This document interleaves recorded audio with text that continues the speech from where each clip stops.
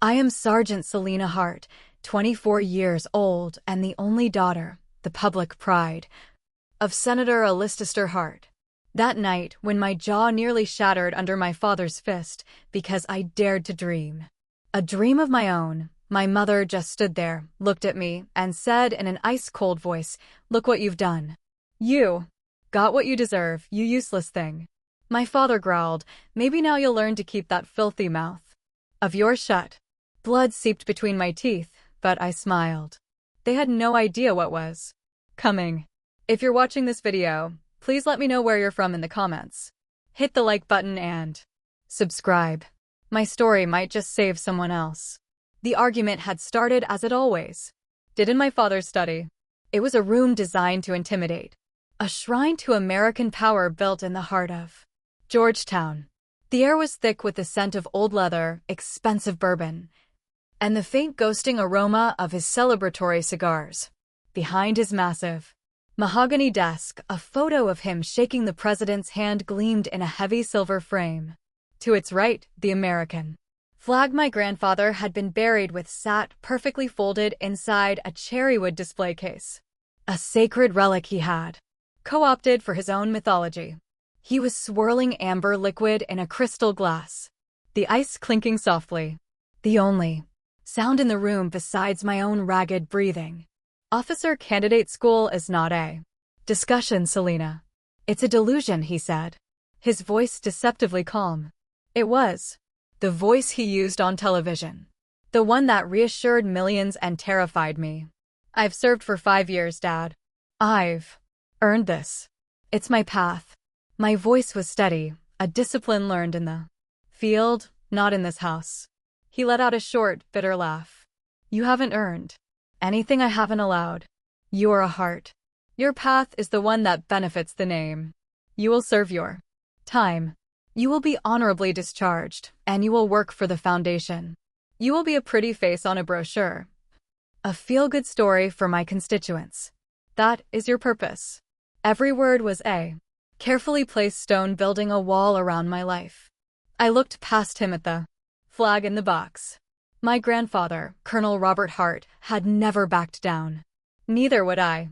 "I am a sergeant in the United States Army before I am a Hart," I said, the words tasting like freedom and treason all at once.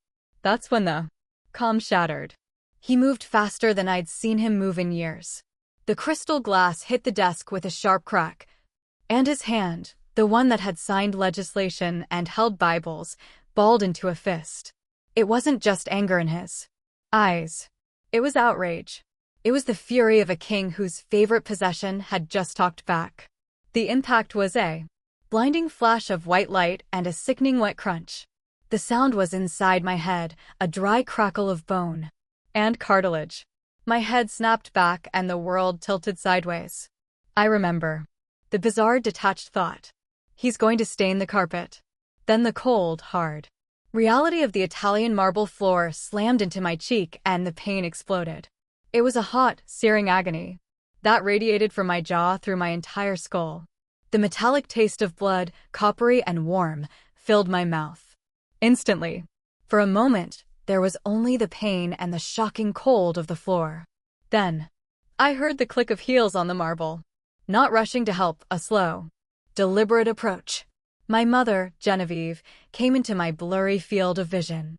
She stood over me, a silhouette of tailored silk against the library lamps. She looked down, not with horror, not with concern, but with a flat, chilling disappointment. "Look what you've done," she said, her voice a frozen whisper. "You deserved it, you useless thing." The words hit me harder than the fist. The punch was an act of rage. Her words were a verdict, a confirmation of a lifetime of feeling worthless. Then came the final soul-crushing humiliation. She lifted her foot, shot in a ridiculously expensive Manilonic heel, and nudged my shoulder with its pointed toe. It wasn't a kick. It was worse. It was the way you'd poke something dead on the side of the road. "Get up," she ordered, her voice laced with disgust. "Don't get blood on the rug. It's a Persian." In that moment, lying on the floor of my father's temple of power, I understood with perfect, horrifying clarity. My Value in this house was less than that of a decorative carpet. Something inside me didn't just break, it vaporized. The part of me that had always craved their approval, the little girl who just wanted her parents to be proud. She died. Right there on the cold marble. And in her place, a soldier got to her feet. I didn't say a word. I pushed myself up, my whole body screaming, the room spinning. I held their gazes for a second, seeing nothing but contempt. Then I turned and walked out, leaving a small dark red droplet on the pristine floor. I didn't run.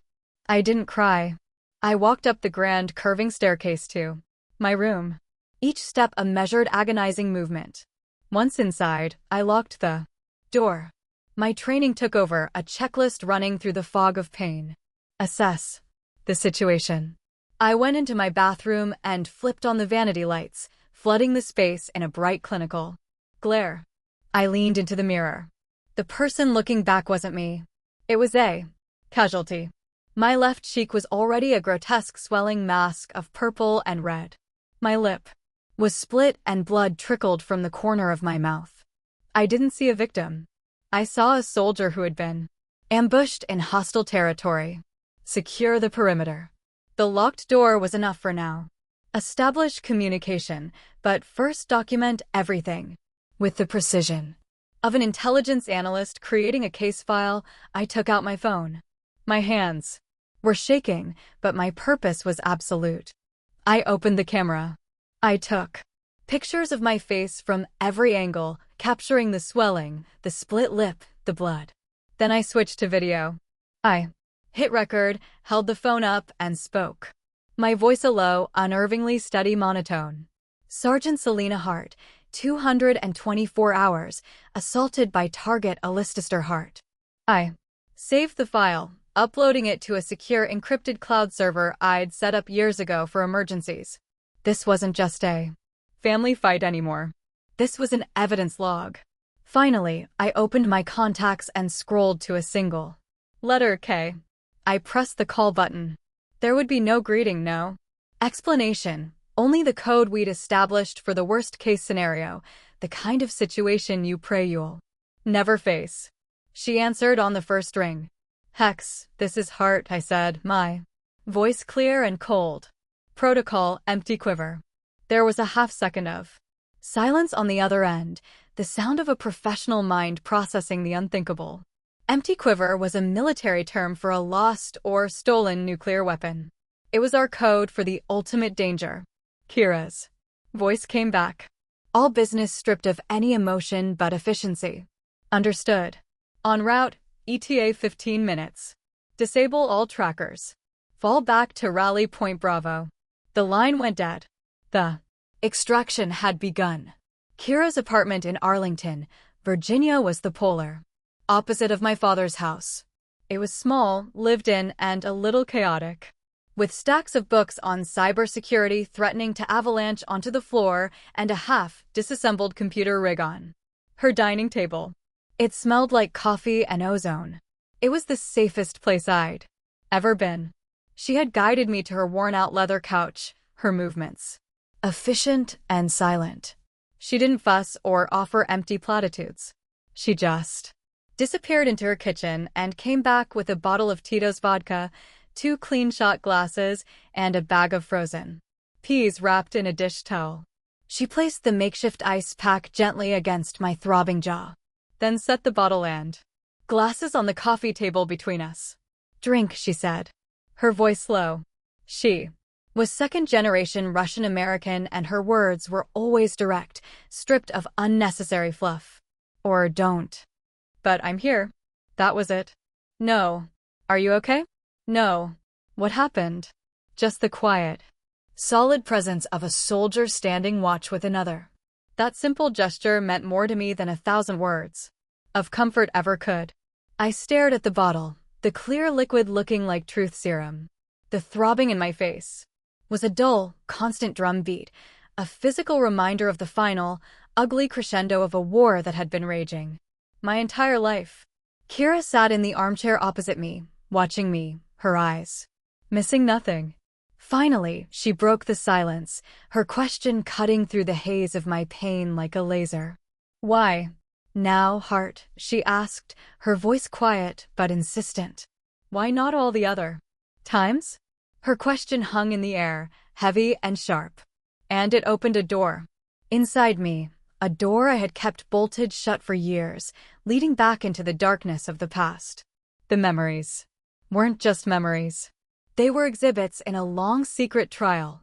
A map of scars that had been drawn on my soul. One agonizing line at a time. My mind drifted back to Christmas, the year I turned 18. The whole Hart clan was gathered in the formal dining room, a scene straight out of a magazine with glittering crystal and the scent of roast turkey and pine. I had been vibrating with excitement, holding on to a secret I was bursting to share. I had received my early acceptance letter to the United States Military Academy at West Point. It wasn't just an acceptance. It was a validation of everything I had worked for. A golden ticket to a life of purpose. When my father called for a toast, I saw my chance. I stood up, my heart pounding, and announced my news. For a moment, there was a stunned silence. Then, my father slowly lowered his champagne flute. He didn't look at me. He turned his head and looked at my mother, a strange, cold smile playing on his lips. You see, Genevieve, he said, his voice carrying across the table. I told you. She'd never get into the Ivy League. The air was sucked out of the room. My achievement, my moment of triumph, was instantly reframed as a failure. My mother, ever his loyal lieutenant, chimed in with a light, dismissive laugh. Don't worry, darling, she said, patting his arm. Senator Davis's daughter just got into Yale. We can just tell everyone Selena wanted to serve her country. They turned my life's greatest accomplishment into a consolation prize. A convenient piece of political spin.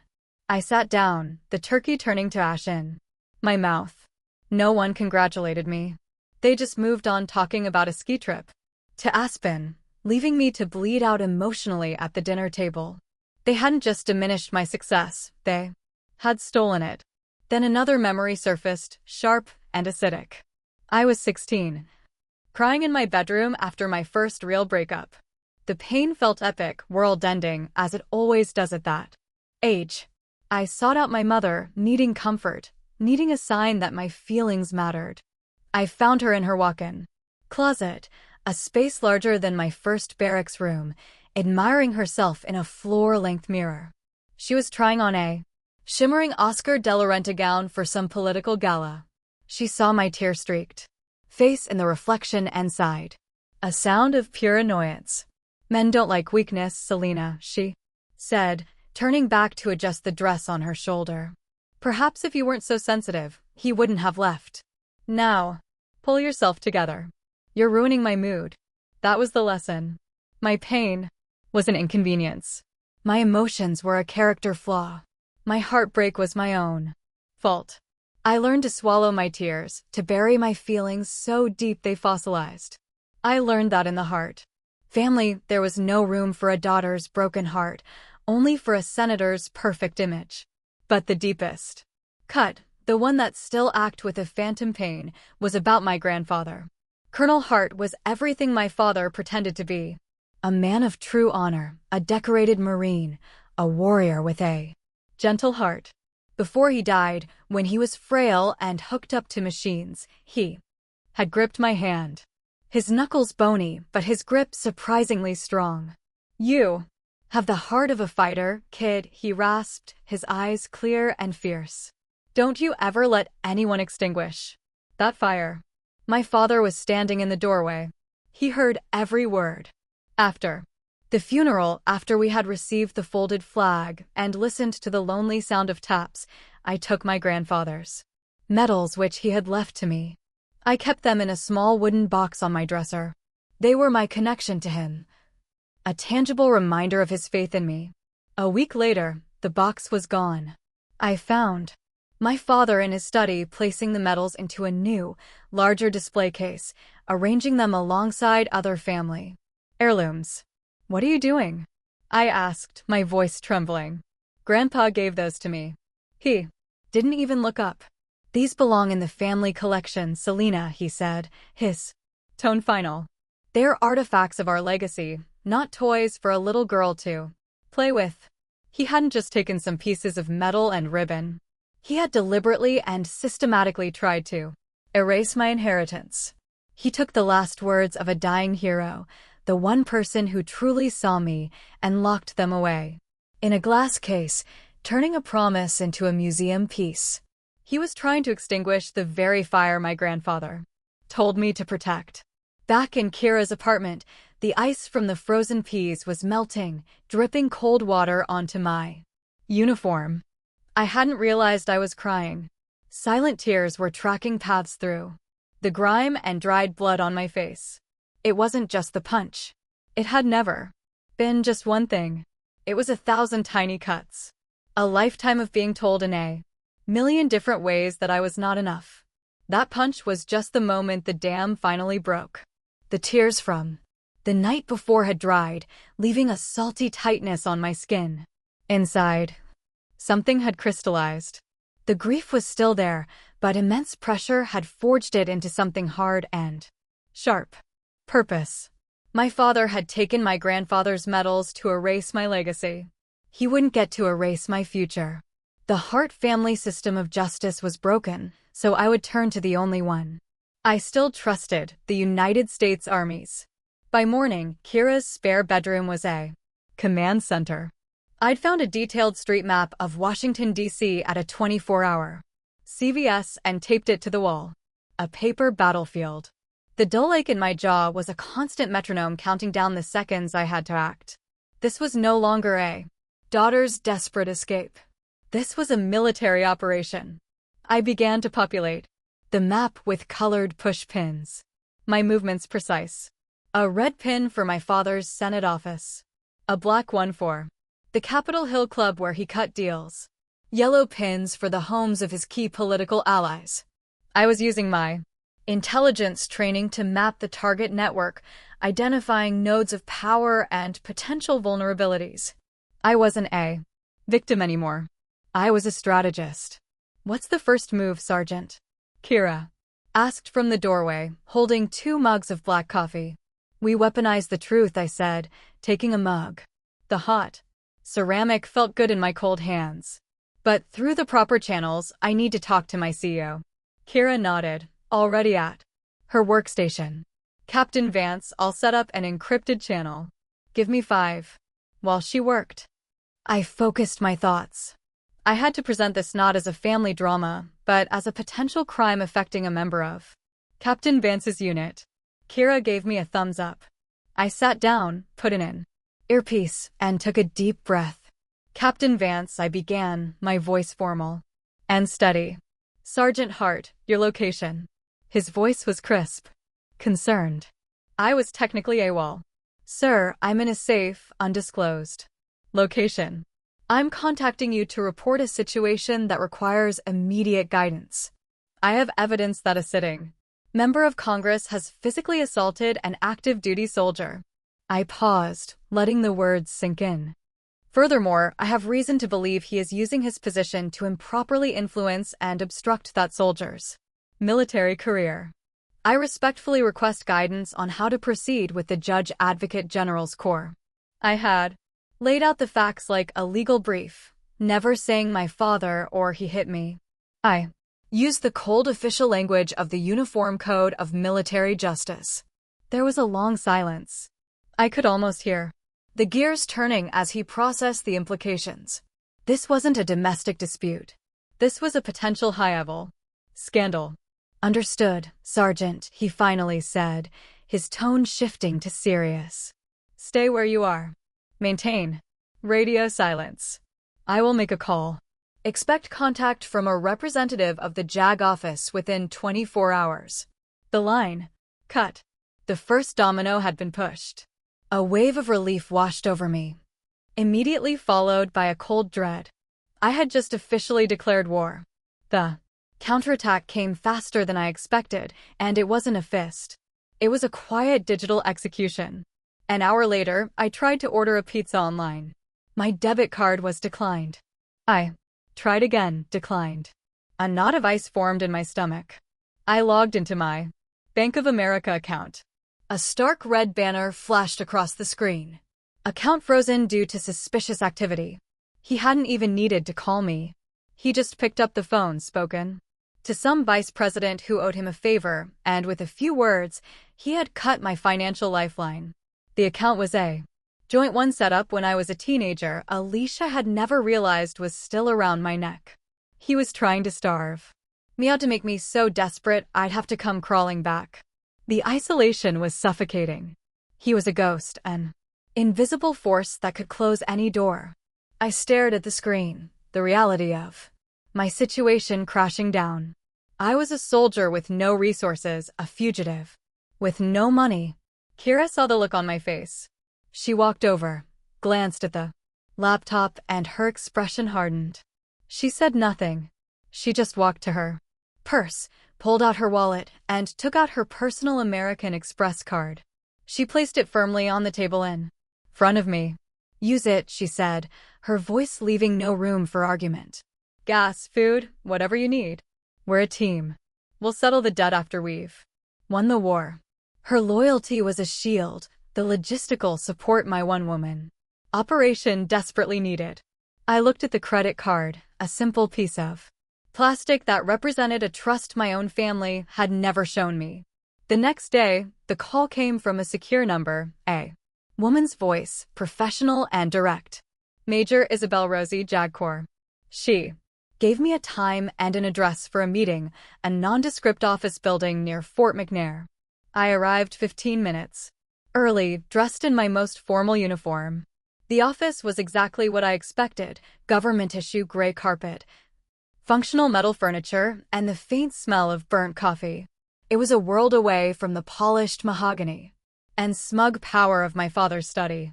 Major Rossi looked like she ate regulations for breakfast. Her dark hair was pulled back in a severe bun, her eyes sharp and intelligent. She didn't shake my hand, just gestured to the chair opposite her desk. She had me recount the events, her face impassive. I delivered the report with the same clinical detachment I'd used with Captain Vance. When I was finished, she was silent for a long time, her fingers steepled under her chin. Then she looked up. Her sharp eyes didn't focus on my face, but directly on the still livid bruise discoloring my jaw. "I don't care who your father is, Sergeant," she said, her voice clear and hard as steel. "In this office, you're a soldier in the United States Army, and you're a soldier who needs protection. Now let's start from the beginning, and this time, don't leave anything out." For the first time in my entire life, I felt like someone in a position of authority was actually on my side.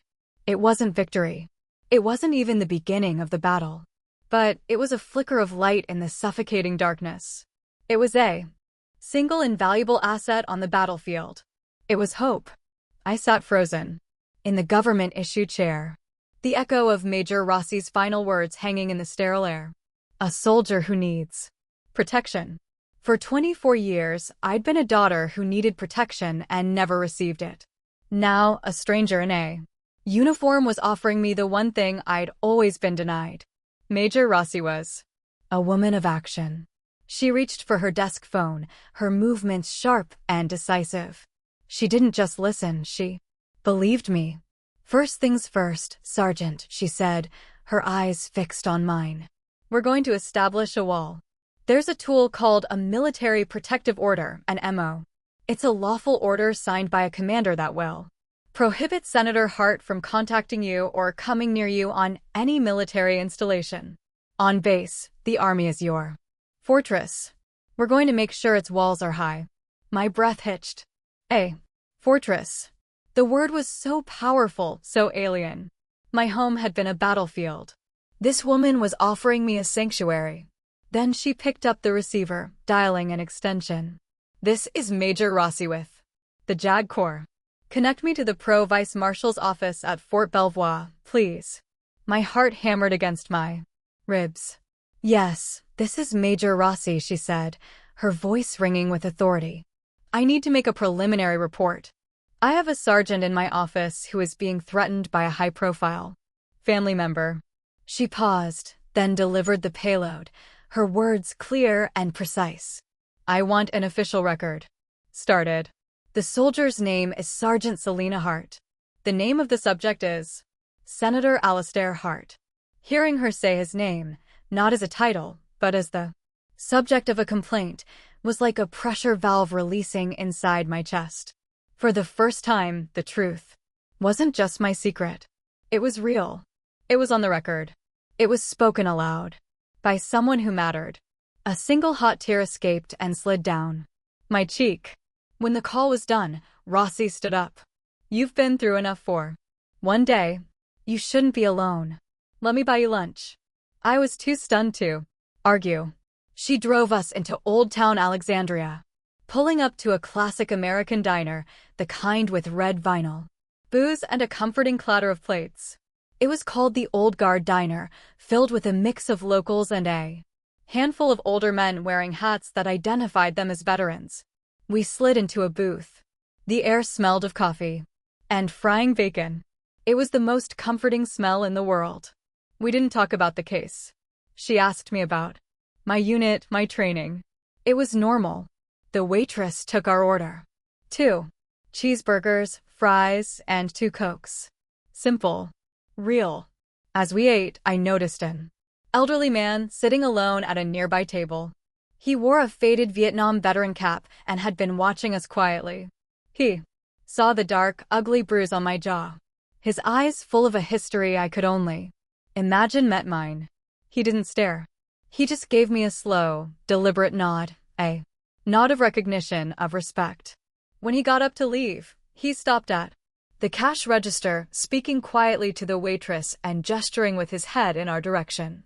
A few minutes later, she came back to our table.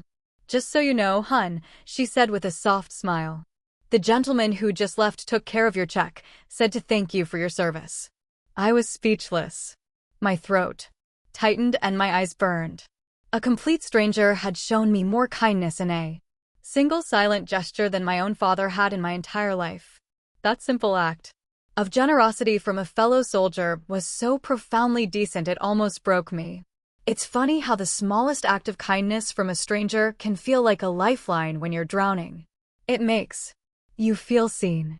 If you've ever had a moment like that where a stranger's simple gesture changed your entire day, please support this story by hitting the like button and let me know in the comments with a simple yes. It means more than you know. When Major Rossi dropped me back at Kira's apartment, the feeling of hope had solidified into something real. It grew stronger when we walked inside. Captain Vance was there, sitting on the couch with Kira. He stood up the moment he saw me. He wasn't in uniform, just jeans and a polo shirt, but he carried the same air of quiet authority. He had brought a Militera encrypted laptop and a duffel bag with some of my personal effects from the barracks. He didn't offer platitudes. He just looked me in the eye and placed a steady hand on my shoulder. "Sergeant," he said, his voice firm and unwavering. "You did the right thing. You don't have to carry this alone. We are your unit. We are your unit." The words settled deep in my bones. I looked around the small cluttered living room. Kira, my best friend, my digital guardian angel. Major Rossi, my legal counsel, my shield. Captain Vance, my commanding officer, my steady anchor. This wasn't a collection of individuals. This was a team. My squad, my real family, the family you choose. That night, however, I was reminded that the enemy was regrouping. An email landed in my new secure inbox. It wasn't from my mother's personal account. That would be too traceable. It was from the public relations address of a children's literacy charity she chaired. The subject line read, "Regarding the health of our daughter." My blood ran cold. I opened it. The message was a masterpiece of corporate speak and veiled threats, clearly drafted by expensive lawyers. It spoke of my recent emotional difficulties and how the family was united in our commitment to providing her with the support she needs during this challenging time. It was a brilliant, insidious attack. They weren't denying what happened. They were reframing it. They were laying the groundwork to paint me as unstable, unreliable, and hysterical. They were trying to discredit their witness before she could even take the stand. The war wasn't just going to be fought in a courtroom. It was going to be a war of narratives, a battle for the truth itself. And they had just fired the first shot. The hope I'd felt was a fragile newborn thing. It didn't take long for the shadows of my old life to try and snuff it out. The email from my mother was the opening salvo in a new kind of war. A psychological siege designed to breach the walls my new family had just begun to build.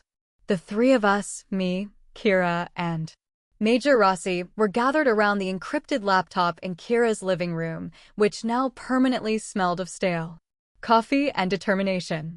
We treated the email not as a letter, but as enemy intelligence. "She's smart," Akira said, her fingers flying across the keyboard, tracing the email's path. "Or her lawyers are sent from a third-party server registered to the charity. Harder to prove direct intent to harass." Major Rossi leaned in, pointing a pen at the screen. Her face was grim, and the language is the key. "Look here. Emotional difficulties providing her with the support she needs. This is a preemptive strike, Sergeant. They're building a legal foundation to declare you mentally incompetent and unreliable witness. This isn't a mother's plea. This is a strategic move in a very big chess game." A cold dread trickled down my spine. They weren't just trying to get me back. They were trying to erase my credibility, to turn my truth into the ravings of a troubled girl. As if on cue, my phone buzzed. The caller ID was a name that made my breath catch. General Mark Peterson, a retired 4-star general my father served on a committee with, a man I respected deeply. My first instinct was that he'd heard and was calling to offer support. My second, colder instinct screamed that it was a trap. I looked at Kira and Rossi. "It's General Peterson." Rossi's eyes narrowed. "Answer it. Put it on speaker." I swiped the screen, my thumb trembling slightly. "General Peterson, sir." But the voice that answered was not the general's. It was the smooth, practiced baritone of my father oozing a sickeningly false concern. "Selena, darling, thank God your mother, and I have been worried sick." My stomach churned. He had used a respected man's number to bypass my defenses. "Mom hasn't eaten or slept," he continued, his voice thick with manufactured emotion. "You're listening to outsiders. People who don't understand our family. Just come home, sweetheart. We can fix this." I said nothing. The silence stretched, a taut wire of defiance. I could hear his breathing, and I knew the mask was about to slip. His tone changed, the warmth evaporating, replaced by a chilling edge of steel. "Don't make me do things we'll both regret, Selena," he hissed, his voice low and menacing. "I built you. I can just as easily destroy you. Don't test me." He hung up. The threat lingered in the air like poison gas, but the main assault was yet to come. 2 days later, a courier delivered a package. It was a heavy, elegantly wrapped box. My name was written on the tag in my mother's perfect flowing script. Inside, nestled in tissue paper, was a leather-bound photo album.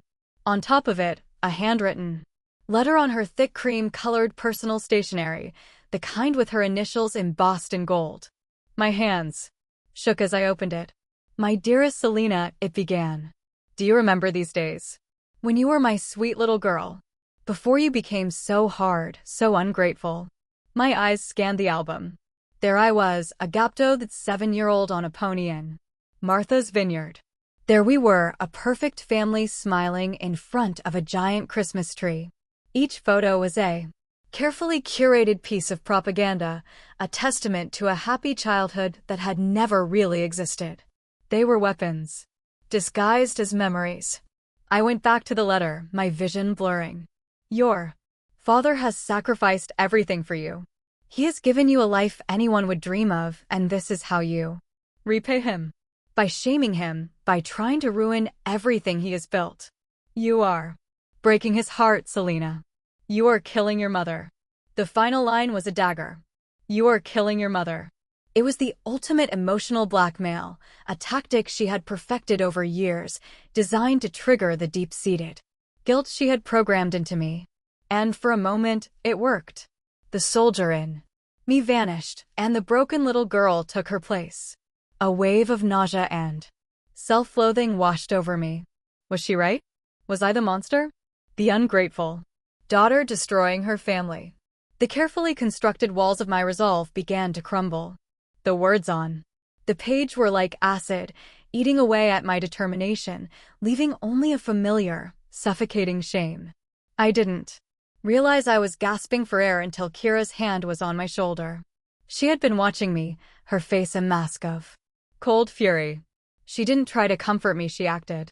She reached down and took the photo album from my trembling hands, closing it with a decisive snap.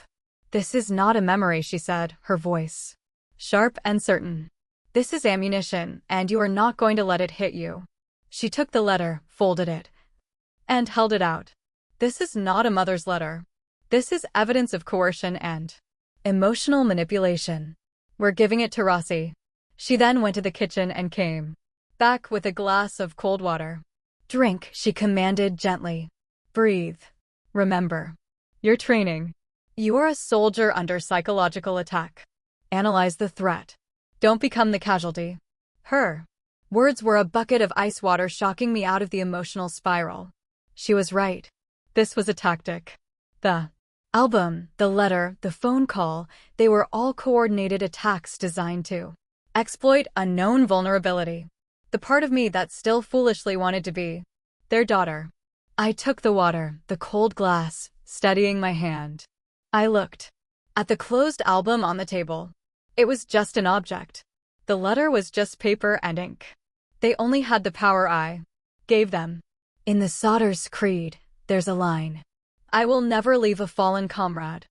In that moment, I realized the fallen comrade I'd been about to abandon was myself. The scared, broken girl who had finally found the courage to fight back. I couldn't leave her behind now. My resolve hardened, no longer brittle, but forged stronger in the fire of their attack. They had meant to break me. Instead, they had just shown me exactly what I was fighting against. The psychological ammunition my parents had fired, the album, the letter, the threatening phone call had been neutralized thanks to Kira.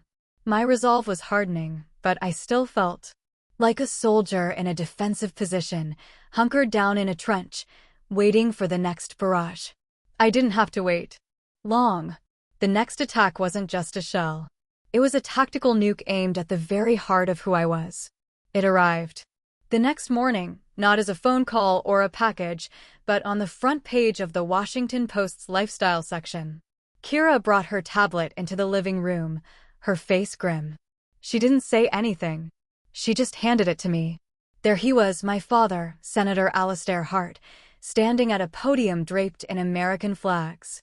His face was a mask of contrived sorrow, a single perfect tear tracing a path down his cheek. The headline read, "Senator Hart announces PTSD charity in honor of war hero father." My blood turned to ice, water in my veins. I read the article, each word a physical blow. He spoke of his father, Colonel Robert Hart, as a true American hero. He talked about the silent struggles of our nation's warriors. And then came the line that made me want to vomit. "As the father of a soldier currently facing her own significant mental and emotional challenges," he said, his voice reportedly breaking with emotion, "I understand more than most the importance of supporting our brave service members. This foundation is my promise to them and to my own daughter that they are not alone." I stared at the screen at the picture of my father crying his crocodile tears. He was using my grandfather's name, a name synonymous with honor and integrity, as a shield for his own monstrous behavior. He was weaponizing my pain, twisting it into a prop for his own political theater. He was taking the one pure good thing in my life, the memory of the only man who had ever truly believed in me, and desecrating it in public for his own gain. He wasn't just attacking me anymore. He was attacking my grandfather. He was dancing on his grave. And in that instant, something inside me snapped. It wasn't loud. It was a quiet, clean break. The part of me that was still afraid The part that still hesitated. The part that still felt the sting of a daughter's pain. It was gone, vaporized. In its place was a silence so profound, so cold, it felt like the vacuum of space. There was no more doubt, no more fear. There was only a pure crystalline rage. I slowly lowered the tablet and stood up. The room came into sharp focus. Every detail crisp and clear. Enough, I said. My voice was perfectly level without a single tremor. It was the calmest I'd ever felt in my life. Kira and Major Rossi, who had arrived for our morning strategy session, both looked at me. They saw the change in my eyes. He just crossed the last red line, I said, my voice as cold as the marble floor in my father's study. I looked from Kira to Rossi, my gaze steady. I have given you evidence. I have given you my testimony. Now I'm going to give you a weapon. It's time to go on the offensive. Before Rossi could voice the caution I saw forming on her lips, I walked over to my phone. My heart wasn't pounding. It was beating, with a slow, steady, and powerful rhythm, like a drum beat before a charge. My training, my instincts, my very soul told me this was a move I had to make myself. I dialed his number. He answered on the second ring, his voice dripping with smug satisfaction. See, Selena, I knew you'd come around. The whole world is on my side. We can put this all behind us. I cut him off. My voice was not the voice of his daughter. It was the voice of a soldier identifying her target. Listen to me. Very carefully, Alistair, I said, the name feeling foreign and correct on my tongue. You are not my father anymore. You are a target. You made a fatal mistake when you used my grandfather's name. You have desecrated the memory of a better man than you will ever be. And in doing so, you have awakened something you cannot control. Now you listen to me, you little. No, I said, my voice dropping to a near whisper laced with the promise of absolute destruction. You listen. I am no longer defending. I am attacking. I'm not just going to get my future back. I am going to dismantle everything you have built on a foundation of lies. I will burn it all to the ground. I hung up before he could utter another word, severing the connection. There are moments in life when you have to fight not just for yourself, but for the honor of someone you love. It's a line that once crossed changes everything. If you believe in fighting for the people who matter, please support this story by hitting the like button. And in the comments, just type the first initial of the person you would go to war for. Let's fill this space with the strength of our loyalty. I turned back to Major Rossi. The fire that had been smoldering inside me now. A controlled inferno in my eyes. The transformation was complete. The frightened daughter who had cried on Kira's couch was dead and buried. Sergeant Hart, the soldier, the strategist, the weapon, was now fully in command. Major, I said, my voice ringing with newfound authority. I am ready to testify. I am ready to go public with everything. The photos, the video, the recording of his threats, the letter from my mother, all of it. I took a step closer, my gaze locked with hers. Find me the biggest, brightest stage in this city, I declared, and I will turn it into a landing zone for my own rescue. And the graveyard for his career. My declaration of war hung in the air of Kira's apartment. A promise and a threat. The time for defense was over. The time for reacting was over. Now we would set the terms of engagement. We would choose the battlefield and we would win. The shift in energy was immediate. The quiet support network of the past few days transformed into a focused operational unit. Kira's living room was no longer a safe house. It was a bona fide war room.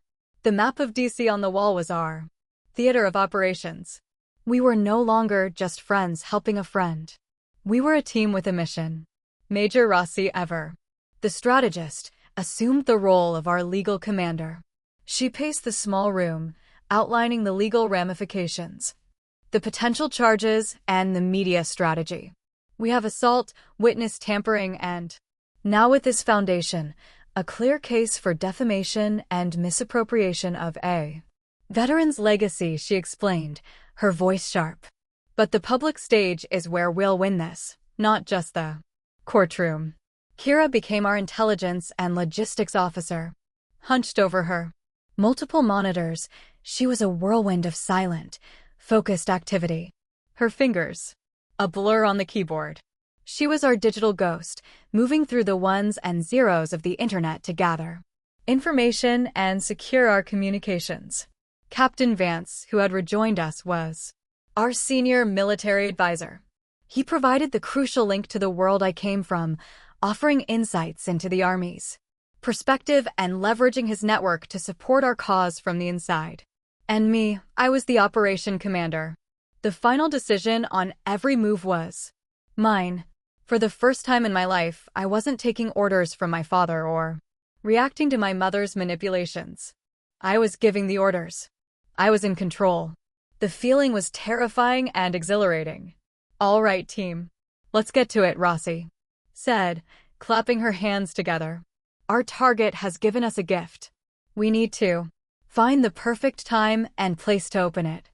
"What's his next big public appearance?" Kira didn't even look up from her screen. Already on it, he's the keynote speaker at the annual Patriots Legacy Fundraising Gala 2 weeks from tonight. She spun one of her monitors around to face us. A glossy web page filled the screen featuring a smiling photo of my father and mother. Rossi leaned in, a slow predatory smile spreading across her face. "And the venue?" "The National Museum of American History," Kira answered. "Main atrium. All the major DC press will be there. Every big money donor, every lobbyist, every political power player in a 500 m radius." Rossi looked at me. "There it is, Sergeant. That's your stage. The biggest and brightest in the city." We all knew it instantly. It was perfect. The irony was almost poetic. My father's empire of lies would come crashing down in the very museum dedicated to the nation's history, surrounded by the symbols of the country he claimed to serve. "That's our H-hour," I said, the military term for the designated start time of an operation, feeling right on my tongue. The moment he steps up to that podium to give his speech, the plan was beginning to take shape, but I knew we needed more. My word against a powerful senator was a start, but it could still be dismissed as a bitter family dispute. We needed something to corroborate his pattern of abuse, something to show this wasn't an isolated incident. As if reading my mind, Captain Vance cleared his throat. He'd been quiet until now, observing. "There might be something else," he said, his expression serious. "Another weapon for our arsenal." We all turned to him. "Your story has been circulating quietly," he began carefully. "It's given someone else courage. A staff sergeant from the 3rd Infantry Regiment. Last year, he filed a complaint against the son of one of your father's biggest campaign donors for conduct unbecoming. A week later, the complaint vanished, and the sergeant was hit with sudden transfer orders to a remote base in Alaska. His career was effectively sidelined." My heart started to beat faster. "He was too scared to fight it then," Vance continued. "He knew who he was up against, but he heard about you. He knows you're fighting back. He's willing to provide a sworn affidavit detailing how Senator Hart used his influence to obstruct justice and retaliate against a soldier for doing his duty." The room was silent. This was a game share. It proved a pattern. It elevated my case from a personal tragedy to an example of systemic corruption and abuse of power. I wasn't just a daughter fighting her father anymore. I was a soldier fighting for another soldier. "Get the affidavit," I said to Rossi, my voice hard as stone. "We'll add it to the file." Now all the pieces were in place. All that was left was the infiltration plan. Kira spun back to her monitors. "The event is being managed by Capital Events Incorporated. I've been looking into their network infrastructure." She brought up a complex diagram on the screen. "Their vendor portal has a security flaw. It's not a hack. It's just sloppy admin work. I can create a legitimate work order for a freelance AV technician for the night of the gala." A plan began to form in my mind, the details clicking into place like the well-oiled parts of a rifle. "You have someone you trust?" I asked. Kira smirked. "I have a whole network of People who owe me favors and don't ask questions. Our guy will be inside with full access to the sound and projection systems. The final piece was me. I would have to be there, not as an attacker, but as the loving daughter. The prodigal child returned to the fold. I'll attend the gala with them, I said on their arm. I'll be the picture of the proud, supportive daughter. They'll be so busy showing me off. They won't see the knife coming. Rosie nodded, understanding immediately. They'll invite you on stage. It's too good a photo op for him to resist. The powerful senator, his war hero daughter, all in the name of charity. Exactly, I confirmed. My pulse was thrumming with adrenaline. And when he invites me to speak, I'll walk up to that podium, look out at the cameras, and I'll say my line. Kira looked at me, her eyes gleaming. What's the signal? I'll thank him, I said, a cold smile touching my lips. And then I'll say, I'd like to share a few images of the support my family has given me. And that's when our AV tech hits the button. Kira finished her own smile matching mine and switches the video feed from the charity's logo to the contents of your secure server. The plan was audacious.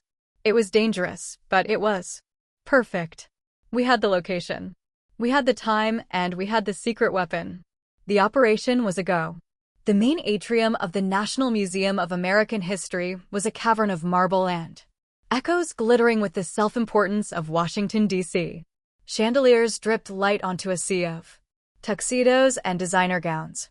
High above it all, suspended in a climate-controlled chamber of reverent silence, was the original Star-Spangled Banner. Its ancient fragile fabric a testament to the nation's endurance. It was under the gaze of this sacred symbol that my father had chosen to celebrate his own legacy. It was here that I would burn it to the ground. I felt like a ghost walking into my own life. Dressed in my Army service uniform, the deep blue fabric crisp and severe, the metals on my chest polished to a high gleam. I was the perfect prop. The bruise on my jaw had faded to a pale yellowish shadow, easily concealed with a touch of makeup. To the world, I was Sergeant Selena Hart, the patriot daughter of the great Senator Alastair Hart. My parents flanked me, parading me through the crowd like a prize-winning racehorse. My father was in his element, shaking hands, clapping backs, his voice booming with false sincerity. My mother, elegant in a sequined gown, smiled a smile that never reached her eyes. They were so proud, so utterly clueless. I smiled. I nodded. I shook the hands of powerful men whose names I knew from the news. Inside my heart was a trip hammer against my ribs, and every nerve ending was a live wire. I was an operative deep behind enemy lines, my face a calm mask, my mind a cold, calculating machine. Finally, the moment came. The lights dimmed and a spotlight found my father at the podium. He launched into a soaring speech, his voice resonating with practiced emotion. He spoke of family, of sacrifice, of the legacy of service his own father had passed down. He was magnificent. He was a liar. And now, he said, his voice catching a masterful touch of theatricality, I want to invite to the stage the pride and joy of my life, a true American hero, my daughter, Sergeant Selena Hart. A wave of applause washed over me. Every eye in the room was on me. I walked toward the stage, each step measured and steady. I felt 1,000 lifetimes pass in that short walk. I reached the podium and stood beside him, the heat of the spotlight like an interrogation lamp. He leaned in close, the smell of bourbon on his breath, and whispered. His voice a venomous hiss meant only for me. Say what I told you to. This was it. H-hour. I stepped up to the microphone, my gaze sweeping across the sea of faces, past them to the cameras in the back of the room. I took a slow, deliberate breath, letting the silence hang for a beat too long. Thank you, Father, I said, my voice clear and steady, amplified throughout the cavernous hall. To speak on the subject of sacrifice, I'd like to share a few images of the support my family has given me. That was the signal. Behind us, the massive projection screen that had been displaying the glittering logo of the foundation suddenly flickered and went black. A collective gasp rippled through the audience. Then, it flashed back to life, but it wasn't. The logo. It was a picture, a high-resolution, brutally clear photograph of my face taken the night of. The assault, the grotesque swelling, the split lip, the dark, ugly purple of the bruise. A dead, profound silence fell over the atrium. It was so quiet I could hear the hum of the air conditioning. Every smile was frozen. Every glass was held midway to a pair of lips. Then the image on the screen changed. It was now the video I had recorded in my bathroom. My own voice, calm and clinical, echoed through the hall. A stark contrast to the mangled face on the screen. Sergeant Selena Hart, 224 hours, assaulted by target Alistair Hart. A wave of shocked murmurs swept through the crowd, but the final blow was yet to come. The screen went black again, but the speakers crackled to life. It was the audio from his phone call digitally, cleaned and amplified. My father's voice, no longer the smooth baritone of a statesman, but the low, menacing snarl of a predator, filled the room. Don't make me do things we'll both regret. Selena, I built you. I can just as easily destroy you. The dam broke. The silence shattered into 1,000 pieces of chaos. Gasps turned into shouts of outrage. The frantic, blinding flash of cameras erupted from the back of the room. A relentless strobe light capturing the implosion of a dynasty. My father stood frozen, his face a mask of disbelief, the color draining away until he was as white as the marble floor. My mother looked like she had seen a ghost, her hand flying to her mouth, her eyes wide with pure, unadulterated horror. And in that perfect, beautiful moment of pandemonium, they arrived. 2 uniformed military police officers entered from a side door, moving with a calm, unstoppable purpose. They were led by Major Isabel Rossi, her face set like stone. They didn't run. They walked directly toward the stage, parting the chaotic crowd like a ship through water. They mounted the steps. The camera flashes were now a continuous, blinding wall of light. Major Rossi stopped directly in front of my father, her presence radiating an authority that dwarfed his. She didn't shout. She didn't have to. Her voice, crisp and official, cut through the noise like a surgeon's scalpel. Senator Hart, she said loud enough for the nearest microphones to pick up. My name is Major Rossi with the Army JAG Corps. You are being taken into custody pending an investigation into the assault of an active-duty U.S. Army soldier. His empire was gone. His legacy was ashes. His world had ended not with a bang, but with the quiet, decisive click of handcuffs. The explosion at the museum had been loud, chaotic, and brutally public.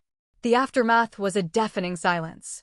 The day after the gala, or the heart attack, as the media had gleefully nicknamed it, I sat on Kira's couch, watching the event play out on a loop on every news channel. The triumphant adrenaline of the night before had evaporated, leaving behind a hollow, bone-deep exhaustion. There I was in my crisp blue uniform, a stoic soldier on the screen. There was my father, his face, a crumbling mask of disbelief as the MPs led him away. It was a victory.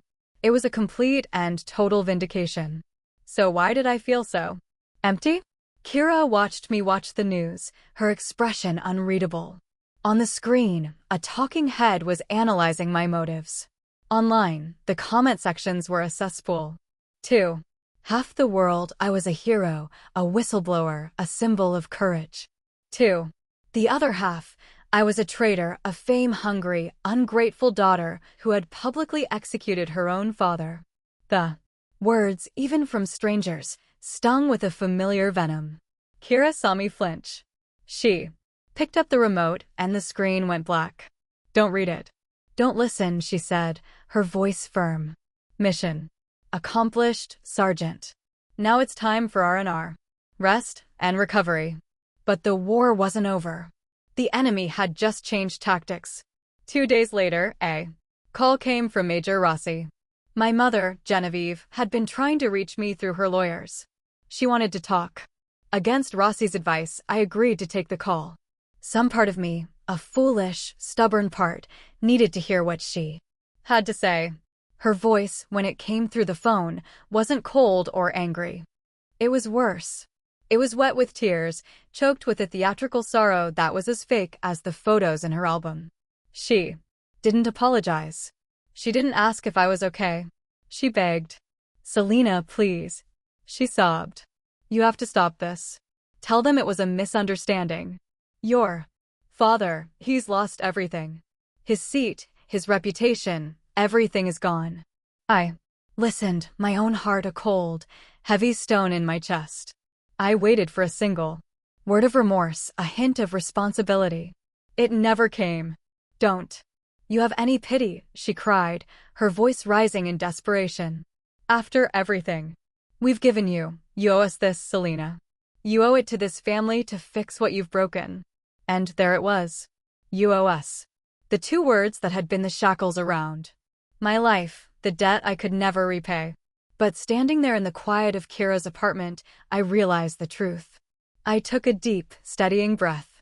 The memories of 1,000 slights, a million moments of being made to feel small and worthless flashing through my mind.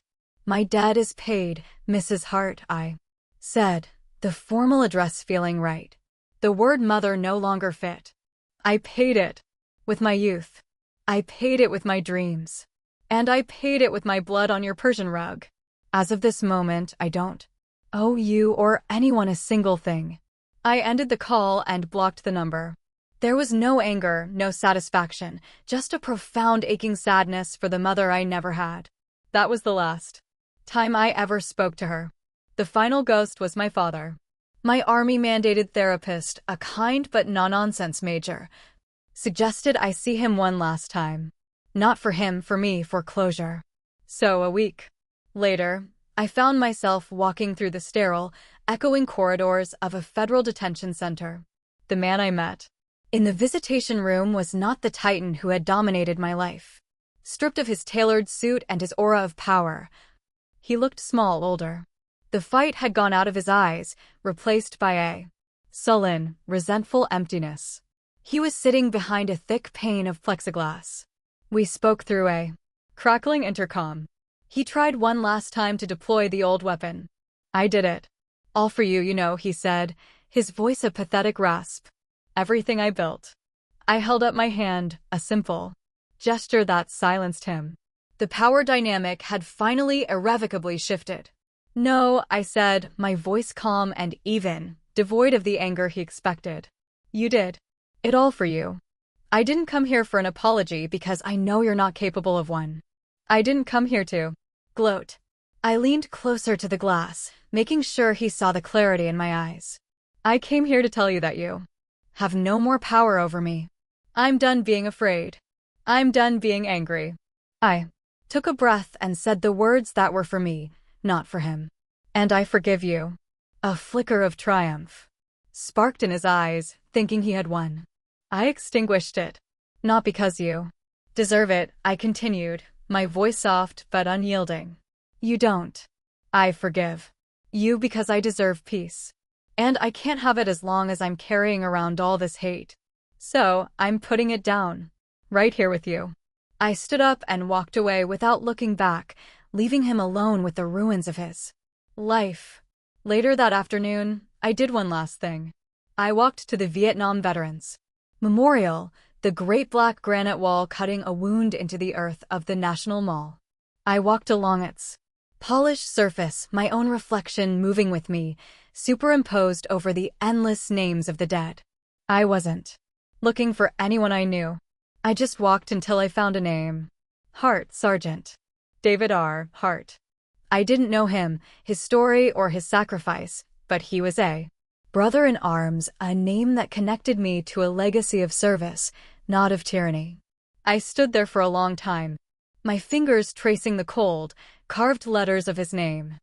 Then I reached into my pocket and pulled out the key to the house in Georgetown, the one I had carried for years, a symbol of a place that was never truly a home. I held it in my palm, the metal cool against my skin. It was heavy with the weight of memories I no longer wanted to carry. I looked down at the paving stones at the base of the wall. I found a small dark crack between two of the stones, and, with a quiet final exhale, I let the key drop. It disappeared into the darkness. The sound barely audible. I was letting go of the past. I was walking away, a free soldier, no longer bound by a name or a house or the ghosts that lived inside them. 1 year later, the key I had dropped into the cracks of the DC pavement had closed a door. Today, I was opening a new one. The Georgia sun was warm on my face, a stark contrast to the cold political shadows of Washington. It glinted off the single polished gold bar on the collar of my uniform. Second Lieutenant Selena Hart. The name felt new. It felt right. It felt like mine. I stood at attention on the parade ground at Fort Benning, surrounded by my graduating class from officer candidate school. The ceremony was a blur of crisp commands, starched uniforms, and the proud, tearful faces of families in the stands. My family. I scanned the crowd and found them easily. Kira was there trying to look stoic, but failing. A huge, goofy grin on her face. Next to her was Major Vance. He'd been promoted, and Major Rossi, who had flown down from DC. They weren't sitting in the front row reserved for VIPs. They were just there. In the thick of it, my family. The one I had chosen, the one that had chosen me. Back. As the commanding general spoke, I subconsciously touched the side of my jaw. The scar was still there, a faint, silvery line visible only in the right light. It no longer felt like a mark of shame. It was a medal, a silent testament to the hardest battle I had ever fought. A reminder that the deepest wounds can heal into the strongest parts of you. My first assignment as a new officer wasn't a briefing with generals or a strategic meeting at the Pentagon. It was a talk with a group of fresh-faced privates, kids barely out of high school. Their faces a mixture of bravado and terror. I stood before them in a simple classroom, not as the daughter of a disgraced senator, but as their platoon leader. My story, in its sanitized official form, had become a quiet case study on leadership ethics at West Point and other mines. A lesson on the abuse of power and the duty to protect one's subordinates. But these kids didn't need a case study. They needed a leader. I didn't tell them my story, not the details, but I told them the truth I had learned. There will be times in your career, I said, my voice quiet, but carrying to the back of the room, when you will be tested, not just by the enemy, but by the very structure you are a part of. You will be asked to be silent when you should speak. You will be made to feel small when you are doing something great. I looked into their young, hopeful eyes. I am here to tell you this. Your voice matters. Your integrity matters. The most important job of a leader is not to give orders, but to listen. It is to create a space so safe that your soldiers can tell you the truth, no matter how hard that truth is. You look out for your team. You protect your people. You never ever let your soldiers fight their battles alone. That is not a suggestion. That is an order. A few weeks later, a letter arrived for me. It was forwarded from Major Rossi's office. The envelope was plain, the return address from a university in Ohio. Inside, the letter was from the Colonel Robert Hart Memorial Scholarship Fund, the foundation I had established with every penny of the civil settlement I'd won from my father. It wasn't a foundation to burnish a false legacy, but one to build a real one. It provided scholarships for young people leaving abusive homes to pursue their education. The letter was from the fund's first ever recipient. It was written in the earnest, slightly messy handwriting of a young woman. Dear Lieutenant Hart, it read, my name is Sarah. I'm the first person in my family to go to college. I didn't think it was going to be possible. The news stories about you were everywhere last year. I know the media gets things wrong, but I saw the look on your face that night, and I recognized it. It was the same look I had in my own house. Seeing you stand up gave me the courage to leave. This scholarship isn't just paying for my books. It's paying for my freedom. You didn't just save yourself. You're saving us too. I folded the letter, my vision blurred with tears. Not tears of sadness, but of a profound, overwhelming gratitude. My father had tried to steal my grandfather's legacy to twist it into a tool for his own lies, but he had failed. The true legacy of Colonel Hart wasn't a name on a building or a collection of medals in a glass case. It was the unextinguishable fire of a warrior's heart, and it was my honor to pass that flame on. The final scene of my old life was an ending. The final scene of my new one is a beginning, and it repeats every morning. It's 0500 hours. The air is cool and damp. The sky, just beginning to blush from black to a deep indigo. I stand in front of my platoon, 40 young soldiers, their breath misting in the pre-dawn chill. Platoon, I call out my voice sharp and clear. Fall in. They snap to attention. I look at their faces, at the trust in their eyes. Forward, march, and we begin to run. The only sounds are the rhythmic pounding of our boots on the pavement and the steady cadence of our breathing. A living, breathing machine moving as one. We run as the sun begins to crest the horizon, painting the sky in brilliant strokes of orange and pink. I look at the soldiers, running with me, their faces a mixture of sweat and smiles. And I feel a sense of peace so deep it settles in my bones. I am no longer running from a dark past. I am leading them, and they are leading me toward the future. I had found my freedom not by escaping the army, but by becoming the very best part of it. I had learned that you don't find the light at the end of the tunnel. You fight your way through the darkness, and you make the dawn yourself. My story began in a dark, silent room, but it ends herein, the light of a new day that I built for myself. If you take one thing away from my journey, let it be this. Your past does not get to write your future. You do. Your legacy is not what you inherit, but what you have the courage to create from the ashes. Thank you for listening.